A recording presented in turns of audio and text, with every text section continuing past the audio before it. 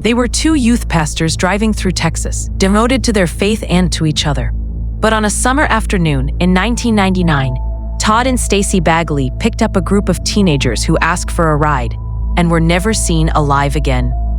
What followed was a chilling chain of events: a carjacking, a brutal double murder, and a fire meant to destroy everything, including the truth. The killers were just teenagers. And the one who lit the match would later plead for his life as the world debated whether justice had gone too far. This is the case of Brandon Bernard and Christopher Vialva, a story of crime, punishment, and a nation divided over who deserves to die and who deserves a second chance.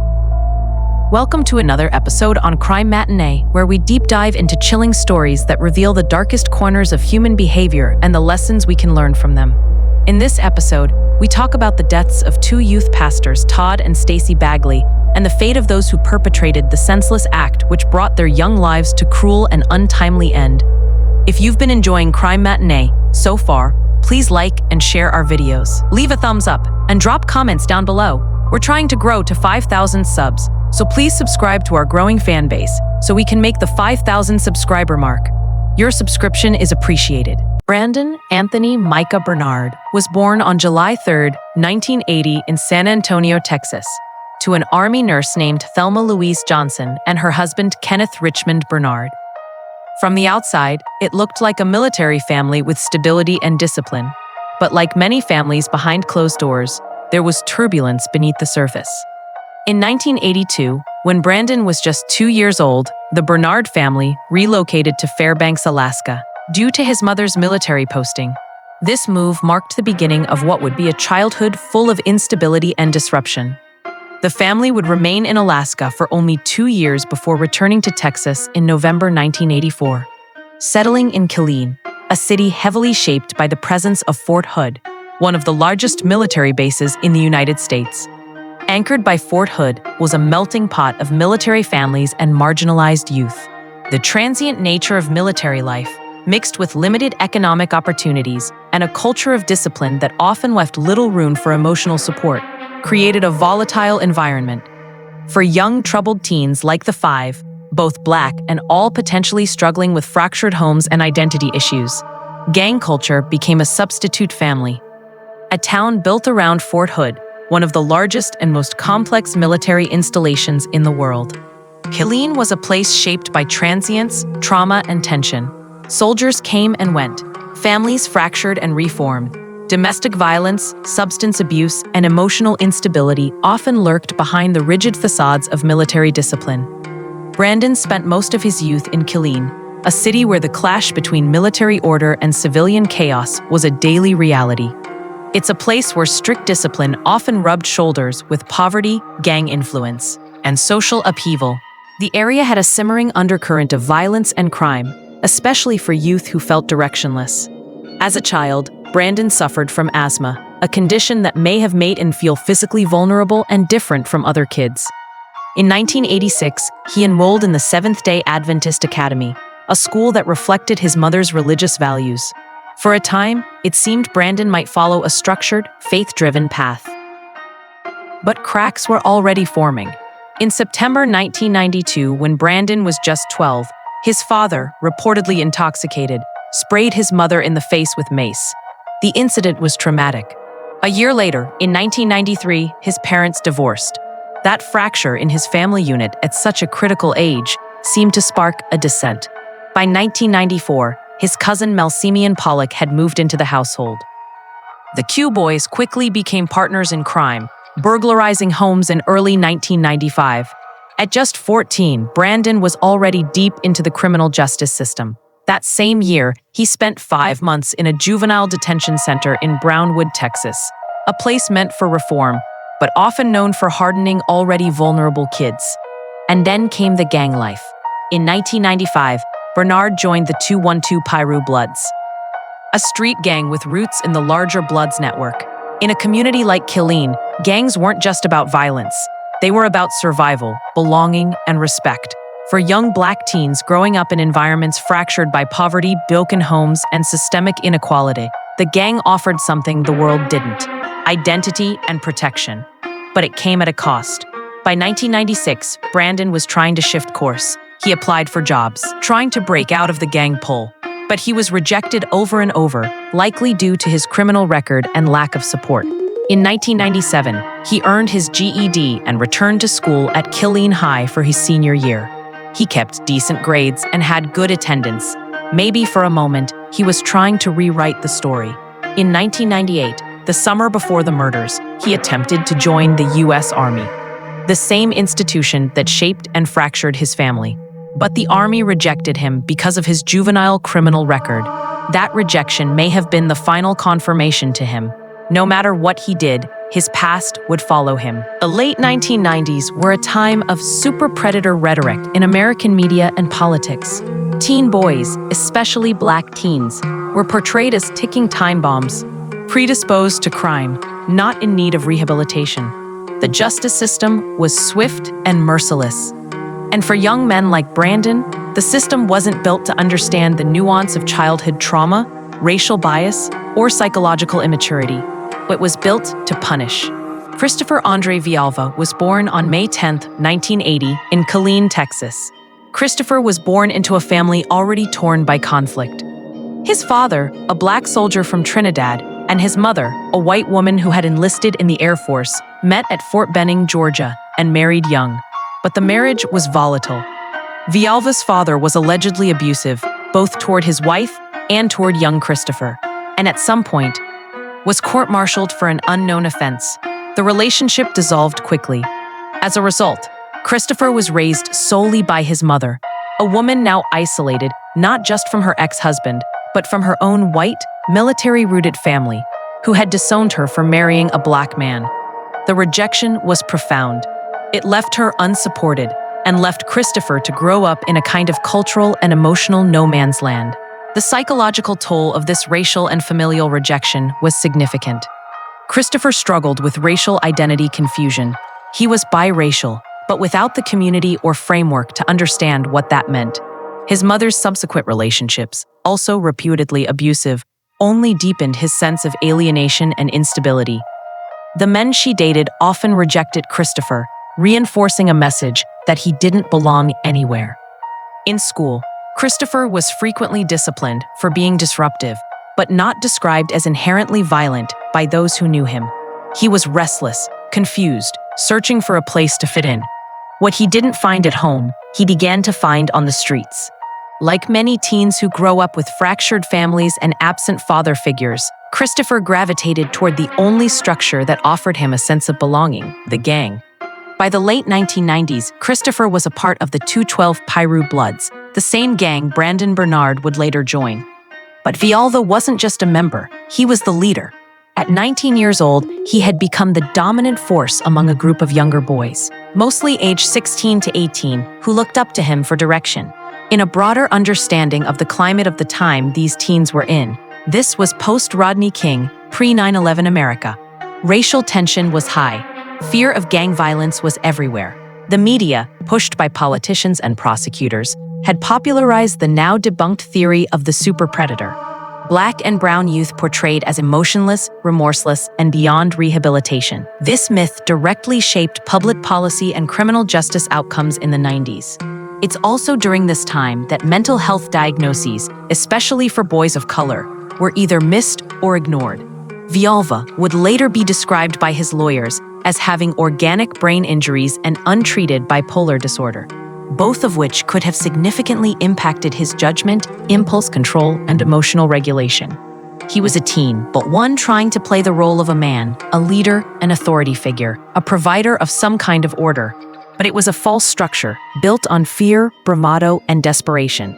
By June 1999, Christopher had spiraled fully into the gang life. He and his crew, Brandon Bernard, Tony Sparks, Christopher Lewis, and Terry Brown, hatched a reckless and tragic plan. The plan was to rob someone and use whatever they got to gain status or resources within the gang. What they did not plan for, at least not at first, was murder. That plan would change the moment the victims turned out to be Todd and Stacie Bagley, two youth pastors, trusting and kind, who believed in helping strangers. Their decision to give a ride to 5 teens at a gas station would end in kidnapping, terror, and ultimately death. But the roots of that night, of Christopher Vialva's final fatal choices, were planted long before the Bagleys ever pulled up to that pump. Tony, Terry, and Christopher were aged 16, 17 at the time of their offense. Being minors could explain why little is known about them, as specific personal details about the early lives of these three accomplices remain scarce, as the government would have acted to conceal these facts from the public. In the late 1990s, together with Christopher and Bernard, they all resided in the Killeen area of the American state of Texas, adjacent to the Fort Hood military base. They were also all associated with the same gang, 212 Piru Bloods, possibly due to socioeconomic pressures or a search for belonging. It could be suggested they were exposed to factors that may have influenced their paths to becoming part of a social circle that engaged in and normalized delinquent behaviors, inevitably becoming desensitized to their consequences. The five friends would meet as young teenagers in the late 1990s, during the years when they would have been drifting into criminal activity and gang involvement. The 212 Piru Bloods, a street gang that operated in their area. Vialva was the leader within the 212 Piru Bloods. Brandon Bernard was newer to the gang life and more of a follower. While Vialva had the presence and charisma to influence others, Bernard was more reserved. Someone who went along with the group. Their connection was based on hierarchy and influence rather than a deep friendship.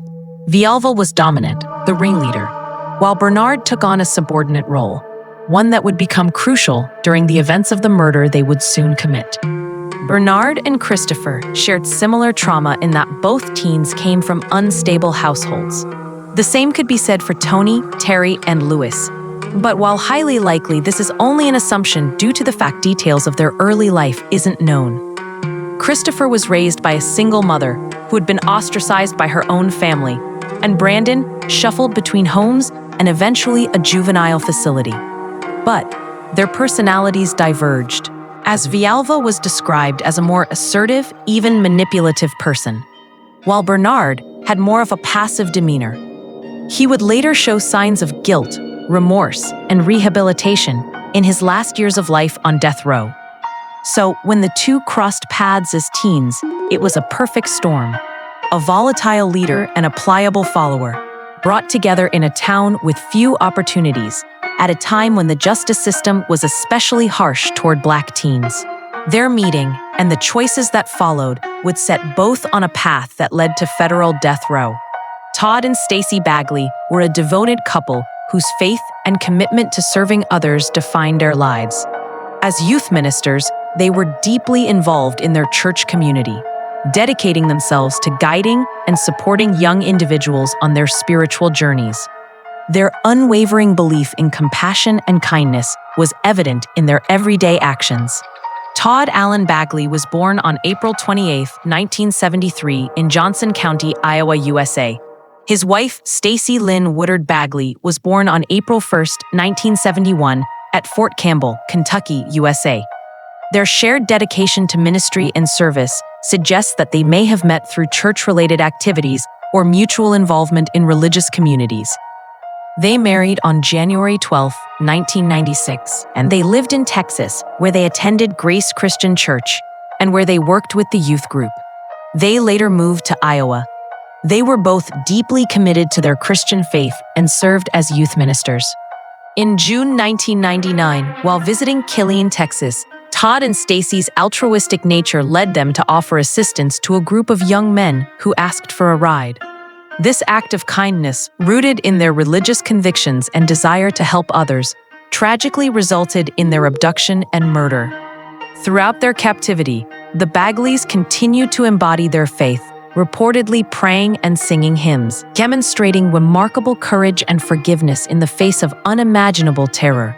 While specific details about their early lives are limited, it is clear that Todd and Stacie's formative years instilled in them a profound sense of faith and a commitment to service. These values shaped them into the compassionate individuals they were, leading them to dedicate their lives to ministry and to perform acts of kindness, even toward strangers. Their tragic deaths underscore the depth of their selflessness and the enduring impact of their faith-driven lives. It was an ordinary summer day in Killeen, Texas, hot, quiet, and unremarkable. Todd and Stacie Bagley, both in their 20s and married for just over 3 years, were in town for a church event at Fort Hood, one of the largest military bases in the country. As youth pastors from Iowa, they had a shared mission to inspire, uplift, and reach out to those in need. Their Christian faith was more than a belief, it was a way of life. They believed in forgiveness, grace, and helping strangers, no matter the risk. That same day, across town, a very different kind of plan was unfolding. 5 teens, Vialva, Brandon, Tony, Terry, and Lewis, were driving around with a dark idea. All low-level members of the 212 Piru Bloods, a gang looking to boost its influence. The plan was simple: rob someone, use their ATM cards, and steal what they could pawn. It wasn't meant to be a murder, or so some would later claim. They had already prepared for the heist. Brandon had loaned his handgun to a younger gang associate, who returned it just in time. The boys were broke, disillusioned, and desperate for something: money, power, control, or perhaps just purpose. They arrived at a gas station, where their worlds would intersect. Todd and Stacie, in keeping with their faith and open-hearted nature, agreed to give the teens a ride when asked. It wasn't unusual for them. They were known for helping strangers, talking to people about God, and offering assistance whenever they could. It was an act of kindness, an extension of their ministry. But almost immediately, the situation turned. Vialva pulled a gun, forcing the couple into the trunk of their own car. The boys then drove around for hours, using the Bagley's ATM cards, attempting to pawn Stacie's wedding ring, and trying to decide what to do next. And all the while, Todd and Stacie were alive in the trunk, praying, singing "Jesus Loves Me," and pleading for their lives. Through a hole in the back seat, they spoke to their captors. They talked about God's forgiveness, urging the boys to turn their lives around. It was a final act of love and faith, reaching out to the very people who meant them harm. Eventually, the teens pulled over at the Belton Lake Recreation Area, a secluded spot far from the eyes of the public. There, Vialva fired 2 fatal shots into the trunk, killing Todd instantly. Stacie, though shot in the head, was still alive. Moments later, Brandon Bernard lit the car on fire. The flames consumed the vehicle, and ultimately, her life. The official autopsy claimed Stacie died from smoke inhalation. This fact would spark a debate for years about Bernard's involvement in her death. But to those who knew the Bagleys, the most haunting part wasn't how they died. It was how they lived, praying, loving, and forgiving until the very end. Later that same evening, not long after Brandon ignited the flames that engulfed the Bagleys' car and their bodies, a call came in to emergency services. A burning car had been spotted off a remote road in the Belton Lake Recreation Area, a largely secluded spot near Killeen, Texas. Firefighters were dispatched to the scene and quickly extinguished the blaze. But what they found inside the charred remains of the vehicle changed everything. 2 bodies, a man and a woman, burned but clearly victims of a violent crime. An autopsy would later confirm they were Todd and Stacie Bagley, both shot in the head before the fire consumed the car. The investigators now had a double homicide and no suspects. Yet, the first major lead came from something tragically simple: a paper trail. Before the murders, the teens had used the Bagley's ATM card to withdraw money. The bank's surveillance cameras captured footage of the teens attempting to access the accounts at various locations around Killeen. The footage wasn't crystal clear, but the timestamps matched the time frame when the Bagleys were known to be missing. Police obtained the transaction data, pieced together the ATM locations, and began canvassing surveillance and witnesses. Meanwhile, investigators spoke with people around Killeen, and it wasn't long before rumors started surfacing in the community. Teenagers were talking. Whispers spread of a group of young men, some gang-affiliated, who had done something bad involving a couple and a car. It was Lewis and Terry who became the first to talk. Under pressure, they admitted their involvement, and more importantly, named the others. Lewis and Terry agreed to cooperate with authorities. They laid out the entire plan: how Vialva was the one who forced the couple into the trunk, how Brandon was the one who set the car ablaze, and how it had all started as a robbery, not a murder. Armed with this information, federal agents moved quickly. Over the course of the next few days, they arrested all 5 gang members and additionally Gregory Hardin Lynch, 15, who had provided the firearm used in the murders. Because the crime occurred on federal property of Fort Hood, and because it involved interstate carjacking and murder, the case was tried in federal court. This meant that Brandon and Vialva were eligible for the federal death penalty, which even at that time was a rare and serious designation, especially for young offenders. Within a year, the trials were held. Vialva and Bernard were both convicted of carjacking resulting in death and first-degree murder. The testimonies of Lewis and Brown, who turned state's evidence, were critical in securing the convictions. The sentence, death by lethal injection, Sparks, Lewis, Brown, and Lynch received prison terms, with varying lengths depending on their ages and cooperation. In 2000, just 1 year after the murder of Todd and Stacie Bagley, Christopher Andre Vialva, age 19, stood in a federal courtroom in Texas. He wasn't just another defendant. He was the ringleader, the one who pulled the trigger, the one who called the shots, quite literally. He was charged with 2 counts of first-degree murder, carjacking resulting in death, and conspiracy to commit murder. The evidence against him was overwhelming. Apart from surveillance footage of ATM withdrawals using the Bagley's card, there were the testimonies from his co-defendants, Terry and Lewis, who had taken plea deals in exchange for cooperating. There was also ballistic evidence tying the murder weapon to the shots that killed both Todd and Stacie. And yet, what made the trial especially controversial was not just what Vialva did, but how the system handled it. Vialva was sentenced to death on June 13, 2000, after a federal jury found him guilty on all counts. Despite the evidence against him and his own involvement in the crime, the courtroom didn't appear to be neutral ground. The reasons for saying this is 11 of the 12 jurors were white, the defendants were black, and the victims were white. Defense attorneys would later argue that racial bias influenced the outcome. One former prosecutor even admitted that Vialva had been portrayed as a gang leader, a super predator, when there was no evidence that he was truly in charge of an organized criminal network. Even his own lawyer said, "Given everything we know about poor lawyering, racism, and imbalances of power, is this justice?" The era was saturated with tough-on-crime rhetoric, especially against young black males. Vialva fit the narrative the government wanted to sell. Vialva was sent to USP Terre Haute, Indiana, where he awaited execution. Whilst on death row, he underwent a change. He began reaching out to his mother with long, reflective letters. He became a student of theology and converted to Messianic Judaism.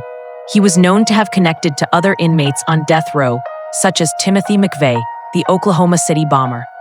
He also had his struggles with mental illness, including signs of bipolar disorder and possible organic brain injuries, which his defense team claimed were never properly raised during his trial. In the final years of his life, Vialva expressed profound remorse and began recording video messages, including a final one just before his execution. As the Trump administration resumed federal executions in 2020, after a 17-year hiatus, Vialva's name was added to the list. On September 24, 2020, Vialva was executed by lethal injection, becoming the first black man executed by the federal government under Trump, and the first person in 70 years to be executed for a crime committed as a teenager under federal jurisdiction. His final meal was Pizza Hut. His final words were a prayer. "Father, heal their hearts with grace and love. I'm ready, Father." He asked for forgiveness from the Bagley family. In a letter prepared before his death, he wrote, "To the family of the Bagleys, I apologize for taking 2 shining lights away from you. I know you love them dearly. I wouldn't dare ask for forgiveness. That is too big a request, but I am sorry nonetheless. I pray the Father blesses your family with his shalom." 2 months later, Brandon Bernard, the boy who lit the fire, would follow him to the execution chamber. In 2000, 1 year after the murders of Todd and Stacie Bagley, Brandon Bernard, then 18, stood trial in federal court, not state, because the murders took place on Fort Hood, a military installation. This detail made all the difference. It made Bernard eligible for the federal death penalty, even though he was a teenager at the time of the crime. He was charged with first-degree murder, carjacking resulting in death, conspiracy to commit murder. Though he did not fire the gun, Bernard was accused of setting the fire that caused the death of Stacie Bagley. The prosecution argued that although she was shot in the head by co-defendant Vialva, Stacie was still alive, breathing, when the car was set ablaze. The autopsy revealed soot in her airway, supporting the theory that she died from smoke inhalation. That detail sealed Bernard's fate. Despite his defense team's argument that Bernard played a secondary role, he was sentenced to death by lethal injection on June 13, 2000, just 2 months before his 20th birthday. The jury that convicted him was majority white, and 5 of those jurors would later come forward to say they regretted their decision, citing that key mitigating evidence was withheld, evidence that showed Bernard was not a high-ranking gang member and posed little risk of future violence. Brandon Bernard would spend 20 years on federal death row at USP Terre Haute, Indiana. During that time, he became a transformed person. He mentored at-risk youth through outreach programs. He maintained a perfect disciplinary record, no infractions in 20 years, and he expressed deep remorse, not just once, but consistently and with clarity. His case attracted national attention, causing high-ranking legal officials to change their stance about the death penalty, and appeals were filed in the final hours of his life. The case also caught the attention of prominent figures like Kim Kardashian, who used her massive platform to advocate for clemency, calling Bernard a reformed man who deserved to live. Some of the jurors who found him guilty wrote letters to the White House, asking for a commutation to life in prison, but their efforts fell on deaf ears.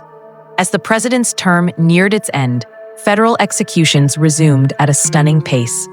Brandon Bernard was scheduled to be the 9th person executed in 2020, and one of the few executed during a presidential transition.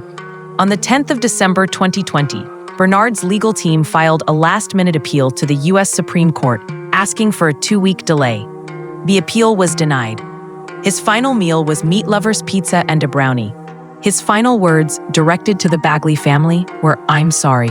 That's the only words that I can say that completely capture how I feel now, and how I felt that day.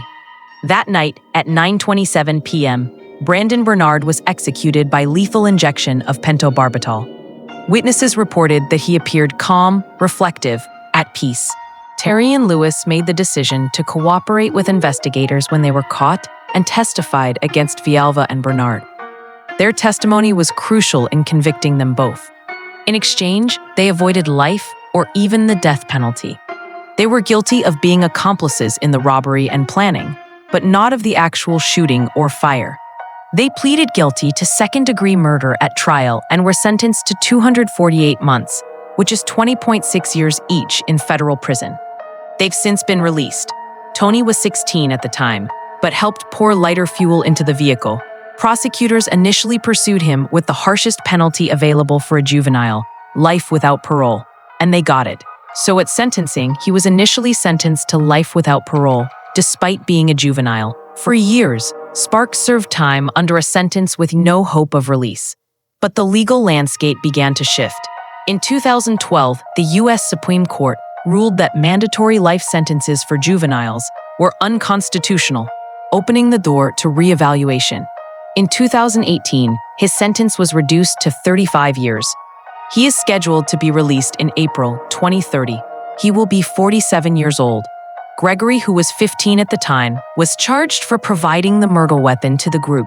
Though he was not present at the murder scene, he played a critical role in supplying the gun that killed Todd and Stacie Bagley. And he pleaded guilty to conspiracy to possess a stolen firearm. He was sentenced to 5 years incarceration, and he was released in December 2008. 2 lives were extinguished in a blaze meant to hide the truth. But Todd and Stacie Bagley's light never went out. Their final moments were filled not with hate, but with hymns, prayers, and a faith that never wavered. The young men who killed them were not monsters, but broken boys shaped by violence, neglect, and desperation. And yet their choices carved irreversible scars into the lives of everyone involved. This story is a collision of mercy and malice, of forgiveness met with fire. It forces us to ask, can someone grow beyond their worst mistake? Or are some sins too heavy for redemption? Justice may be blind, but is it always wise? In the end, what remains is the echo of 2 voices singing in a dark trunk, asking us all to choose the light. Let the lives of Todd and Stacie Bagley be the epitome in our generation of what true discipleship in a dark world ought to look like, and may their souls rest in perfect peace. We've come to the end of another chilling episode on Crime Matinee. If you liked it and would like to see more of this content, please give this video a thumbs up, share it with your friends, share your thoughts, and leave comments for me, and let me know what you thought about this video. Don't forget to subscribe to our growing fan base so we can make the 5,000 subscriber mark. See you in my next post.